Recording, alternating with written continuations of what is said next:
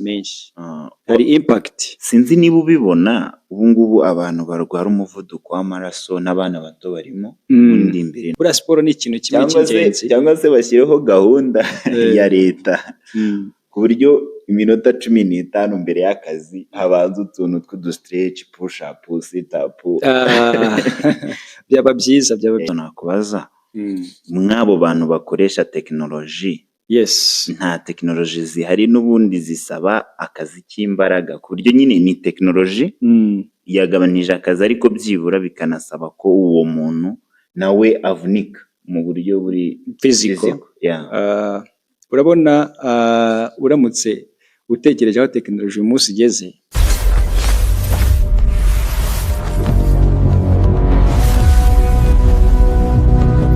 Welcome to the RWA Innovation Hub, empowering youth through technology, engineering, and skills development. Dutangire dusuhuza abadukurikira bari hirya no hino, tubanje kubasuhuza. Uyu munsi rero tugarutse kuri topic zitandukanye ariko zigendanye na tekinoloji muri rusange, kuko muri kubona ko tekinoloji ni ikintu gicanye maremare ku isi hose, kidasize no mu gihugu cyacu. Turi kumwe na mugenzi wanjye. Nibyo kandi ni ukuri, tekinoloji muri iyi minsi imeze neza cyane ku buryo bisigaye bigoye gutandukanya ikintu cya nyacyo n'icyakozwe na tekinoloji. Ariko ngira ngo ubu ngubu uramutse utekereje, harimo abantu dushaka kuvuga iryo jambo tekinoloji ntagire umuntu ubisobanukirwa. Ariko ubundi muri rusange, ubundi wenda nko ku bumenyi umuntu aba afiteho iri jambo tekinoloji, utekereza ko cyangwa ryavuye he? Mbese ni igiki? Okay, tekinoloji mu magambo make y'ubundi ni ikoranabuhanga ubizanye mu rurimi rwacu. Ikinyarwanda kibivuga neza, ni ikintu gikoranye ubuhanga. Bubisoje ubundi utibuka kure cyane. Okay, no kwanga ikintu cyose gikoranye ubuhanga bishobora kucyita tekinoloji. Urumva ko iyo tubizanye mu rurimi rwacu bita byoroha, birumvikana cyane. So urabona umuntu asigaye akoresha ibikoresho byinshi bitandukanye dushobora kwifashisha mu ubwo bumenyi bw'ikoranabuhanga cyangwa iyo tekinoloji. Ngira ngo duhereye kuri telefone, ngira ngo muri iki gihugu cyacu nta muntu utagikoresha telefone. Biragoye, usibye wenda kuvuga ngo abana batoya, abatazemerewe ariko nabo barazikoresha iyo bahuye na ba mama wabo batashye nimugoroba mu kazi. Hari igihe usanga umwana mutoya ari kuri TikTok, ndetse batoya muri primaire batangiye kumenya za chat GPT, ku buryo ushobora gusanga sometimes harimo abana benshi. Ariko se hari ushobora kwibaza wenda nimba nta standard zihari zishobora gutegeka wenda imyaka runaka umuntu is better, wenda bakakubwira ngo is better ko umwana ashobora kwemererwa gukoresha telefone amaze kugira iyi myaka. Yes, birashoboka, ariko urumva ni ibintu bigoye kuba bashyiraho izo measures. Urebye wenda nka Gmail, ntabwo wemerewe gufunguraho account utuje imyaka 18, ariko hariho email zizabana. Okay, nk'uko wenda ushobora kuvuga ngo like kuri YouTube. YouTube ubona ko umuntu ajyaho akareba ziriya cartoon zishobora inspira abana bakiri batoya bitewe n'impano cyangwa bikaba keepinga busy, ariko biba directinga muri technology maybe. Ikibazo gihari rero ni uko nubwo YouTube nayo ibikora, ariko ntago ifite uburyo bwo kumenya ngo uyu ni umwana ukinye iki kintu cyangwa ni umuntu mukuru. Ni ukuvuga ngo iyo ugiye ugaplayinga, yego tuntu tw'abana turahari, ariko nta buryo buhari bwo guhita bafata noneho bavuga ati umwana najyaho wenda turahita tumublock. So rero kuba umwana yayikoresha ni ibintu biri aho. Ahubwo wenda ikintu nagiraga ngo twibaze muri iki kiganiro, ese tekinoloji muri rusange bihuje n'ubuzima bw'umuntu, impact iri kugira. Urabona abantu benshi bafite akazi mu ofisi cyane, bataha mu modoka wenda cyangwa se wenda mu ahantu bicaye, usanga umuntu yirirwa kuri telefone ryayiviriye akajya ku mashini, ryayiviriye akajya kuri televiziyo, umwanya wa siporo nawo ntawo. Cyane ko abenshi ubu ngubu gushaka amafaranga nabyo ni online. Ubundi ibyo bintu nibyo nibaza ko bishobora kuba bifite ikibazo gikomeye cyane. Ngira ngo hari abantu benshi batajya bibaza bino bintu, kuko umuntu aryoherwa n'umunyenga wo gukoresha telefone like uri kuri chat, urimo urareba movie, urimo uracatinga n'abantu batandukanye. Ubwo buryohe bwa telefone ni ukuvuga ngo buragutwara. Njyewe ndibuka telefone zikiza, njyewe nkitunga smartphone bwa mbere, nashoboraga kuba wenda ari nko muri weekend najyaga kuri telefone kuva mu gitondo nka saa 11 nkangutse nkaza kuvaho nka saa. Ni n'ibintu byoroshye cyane kuba wabifataho urugero. Uzarebe iyo utegereje umuntu nk'umuyobozi ku ofisi cyangwa ahandi ufata fone, niba wari utegereje bisi niyo yaba amasaha uba uri muri telefone, wibereye kuri telefone ucatinga TikTok, IG n'ahandi henshi, ku buryo usanga utegereza umuntu umwanya munini ntabwo bikigoye. ni ukuvuga ngo ushiduka cya gihe kigeze, cya gihe kirageze. Ni ukuvuga ngo urazi noneho hajemo video game, bishobora wenda yego cyangwa se Rusizi, ni rurerure cyane, amasaha 8 ukagerayo utazi igihe byagereye. Kubera iki? Uri muri za telefone. So ari n'igihe bakurenzaho ugiye. Kubera warangare muri telefone cyane bikunda kubaho buriya nko muri bisi Kigali hano mu mujyi. Ni ukuvuga ngo umuntu aba ari muri chat, kujya kubona yibutse kubwira shoferi ngo ahagarare, ari uko abyibutse nyine agashiduka bamurengeje. Ariko rero effect ni nyinshi, ariko ntago dushobora no kurenza amaso. Ibyiza nabyo birahari, ariko uyu munsi byonyine duhereye kuri iki ngiki, tekereza aho umwana aratangira gukoresha telefone nta myaka nta kifa kuba accessinga mu rugo, akanakura noneho ugasanga nibwo atangiye kuba focus kuva mu gitondo kugera nimugoroba akoresha bya byuma bikoresha ikoranabuhanga. Aho hantu urumva abantu ubwo tudafite ibibazo byinshi dushobora kuba tutazi. Urumva nk'ikibazo cy'imitekerereze cyo nticyabura, cyane ko umwana buriya agomba kugira ibintu bituma nyine abasha gutekereza ibindi bintu, nko kuba yakina umupira. Wenda abantu babayeho mu minsi yashize, babaye abana mu gihe cyashize za 2000 wenda 2003 gutyo, barabana usangaga bakina agapira, akanya kose yabonaga kuri babyeyi yabaga ari gukina, bakora utuntu tumeze nka sinema, umwe aba papa undi aba mama. Ariko ubu ngubu ntabwo bibaho, kubera ko umwanya abonye ajya kureba cartoon, arajya gukina video game. So usanga nyine harimo ikibazo kinini, ku buryo wenda bishobora kuba biteye ubwoba kuri generation ikurikira. Ku bana ho ni attention, kuko hari umugabo twigeze tuganira kuri iki kintu. Ni ukuvuga ngo ni umugabo umwe mu bahanga mu bijyanye n'ina za tekinoloji, yahoze ambwira ko bigabanya ikintu bita attention ya brain. Ni ukuvuga ngo uko umwana amara umwanya munini afokasinga kuri ibi bintu by'ikoranabuhanga like telefone, capacity ya brain hari ukuntu ngo igabanuka. Yes, ni nayo fact abasaza cyangwa se abantu bakuze ubu ngubu bafite, baribaza ngo niba umwana tumuhereza ikibazo agahita ajya gukoresha artificial intelligence kugira ngo agisolving, mu gihe mu myaka yashize bakubwiraga ati we karikire mentale hariya ugomba kuba uzimara ya 5. So ugasanga nyine hari time biri bugusabe nyine ukora iyo calculation.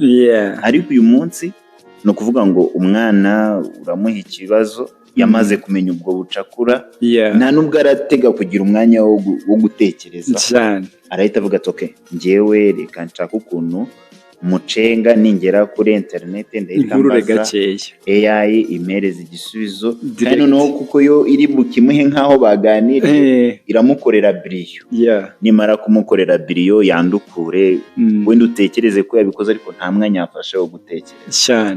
Sinekereza ko icyo kintu gishobora kuba ari cyiza kuri generation yacu, ariko nanone ni byiza nko ku bantu bari mu kazi, kuko niba nari mfite wenda gukora calculation ni urugero, ni umukontabure afite imibare myinshi agomba guteranya kugira ute ufata iyo mibare yose ako kazi ukagasamarayizinga. yego Biroroshye kuba ka kazi wagomba gukora amasaha 8 ugakoze wenda mu minota 30. ngira ngo iyo na advantages y'ino technology mu kazi. Ariko nanone reka dukomereze kuri uwo muntu uri mu kazi. Wibuke nubwo iri kumworohereza cyangwa technology iri kumufasha mu kazi ke kugira ngo kihute akanabona na production mu buryo bwihuse. Wibuke none hari impact, hari ibintu biri buze kumugiraho ingaruka, like uricaye ayo masaha no gukoresha AI akazi karimo karagenda, cyangwa gukoresha iyo technology, hanyuma wowe wicaye ayo masaha 8 cyangwa 9 kuri iyo ntebe, just hari ikibazo cyo nticyabura mu buryo buri physical cyangwa si mental, kubera ko nyine urumva niba maze umwanya munini nicaye wenda ndi gufacinga mu mashini, ndi kudiringa n'akazi kanjye, ni nkaho na brain biri gukora gake kuko ndi gukoresha ya AI. Ntekereza ko nyine izo impact ntabwo zabura ziri negative. Ariko buriya niba ubu ngubu ikintu turi mu isi ifite speed, ikeneye ko dutanga umusaruro mwinshi kandi mu gihe gitoya bitewe n'ibintu bikenewe hanze. Yego. So icyo kibazo wenda abantu b'abahanga mu bintu bijyanye n'ubuzima bazagerageza bashake ubuvugizi badukorera kugira ngo ariko hari iby'ibanze dufite. Ngira ngo ni nayo mpamvu ubona umujyi wa Kigali ufite gahunda ya Car Free Day. Umunsi wa siporo like ku cyumweru. Ngira ngo murabizi ko dufite gahunda yo kujya dukora siporo ku cyumweru. Iriya ni gahunda rero imwe yo kurwanya icyo kintu. Wa muntu umara umwanya munini yicaye ari gukoresha technology yacu. Turayishimira wenda kuko ituzanira ibintu byinshi byiza, ariko nanone mutazacunga ugasanga iri kutwangiriza ubuzima. Urabona for example nk'ubwo siporo, wigeze ukoreshaho imashini nk'umunsi wose ngo wumve ukuntu bumeze? Icyo kibazo ntabwo akaba bikimbaza kuko ariko ikintu gihari ni kimwe, ahubwo iyo tekinoloji ukuntu yafatwa noneho tugashaka ukundi kunishyirwa no muri siporo, ku buryo noneho umuntu ahubwo ashobora kujya gukora siporo mu gihe gito ariko igatanga output nini. For example, wenda reka nguhe urugero rushoboka, sibyo? Urabona bazanye nka za Vachorio.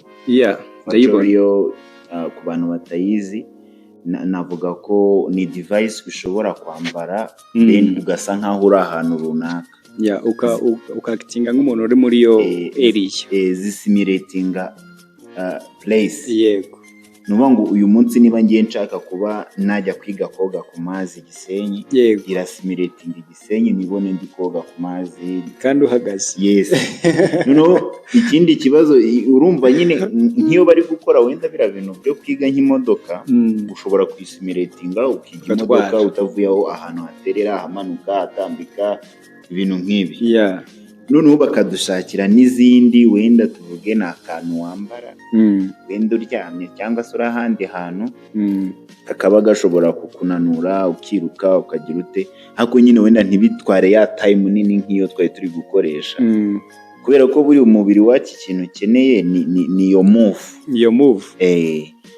Wenda ariko urumva abantu b'abahanga mu bya tekinoloji bashobora ako kana bakora kamera aho hantu ngira ngo abantu ni abahanga mu bya tekinoloji, ariko uwo muntu noneho we udakoze iyo siporo yiriwe akoresha ikoranabuhanga, like wenda tuvuge nk'uko direct ingaruka zimuriho cyangwa ibibi utekereza bishobora kuba uwo muntu wakoresha ikoranabuhanga akirirwa yicaye, akirirwa scrollinga, akirirwa designinga two kubiharira chat gusa, designinga mu kazi ke ka buri munsi, nubwo akoresha ya AI, ni ukuvuga ngo hari effect igomba kumubaho niyibeshye nkakore za siporo, ntarye ntanywa amazi menshi, hari impact. Sinzi niba ubibona ubu ngubu abantu barwara umuvuduko w'amaraso n'abana bato barimo ntabwo byari ubu ngubu abantu wenda bafite imyaka iri mu cyenda harimo abantu bamaze amaraso. So ntabwo rero ntekereza ko ibyo bintu ntabwo byabura, ni ukuvuga ngo ubu ngubu ni naho hadutse indwara z'agahinda gakabije. Bimwe n'ibindi bintu byari bisanzwe bihari, ariko ikintu nakubwira ni uko izo ngaruka ntizabura kugeraho. Usibye na tekinoloji, niya akazi kose kadusaba gukora turi ahantu hamwe, wenda tuvuge nk'umuntu ushobora kuba adoda, yego, iyo amaze amasaha 5 ari aho ngaho atagezemo icyumweru kikarangira, agafata ikindi, ntabwo byabura kugira negative impact kuri we.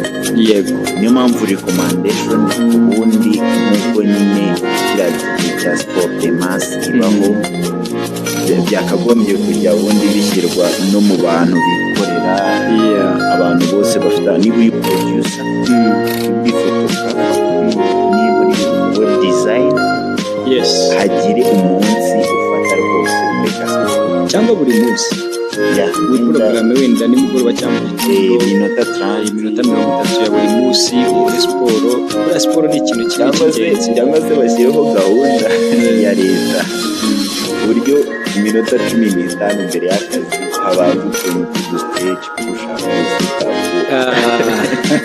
byaba byiza mu kumanaginga ingaruka zishobora kuzazanwa n'ikoreshwa rya tekinoloji muri rusange. Ubwo ntabwo tutagiye mu ngaruka zindi, mu bindi bintu tekinoloji bindi ishobora guteza bibi, ariko mu by'ukuri ibyinshi biruta ibyiza biruta ibibi. Yego, byinshi kabisa, ibyiza biruta ibibi, gusa nanone ibibi twakagombye kubirwanya ntibitugereho. Nta mpamvu, urumva n'ubundi ntushobora gukuraho ibibi 100%, ariko byibura twamenya especially nk'izo ngaruka zitekinoloji.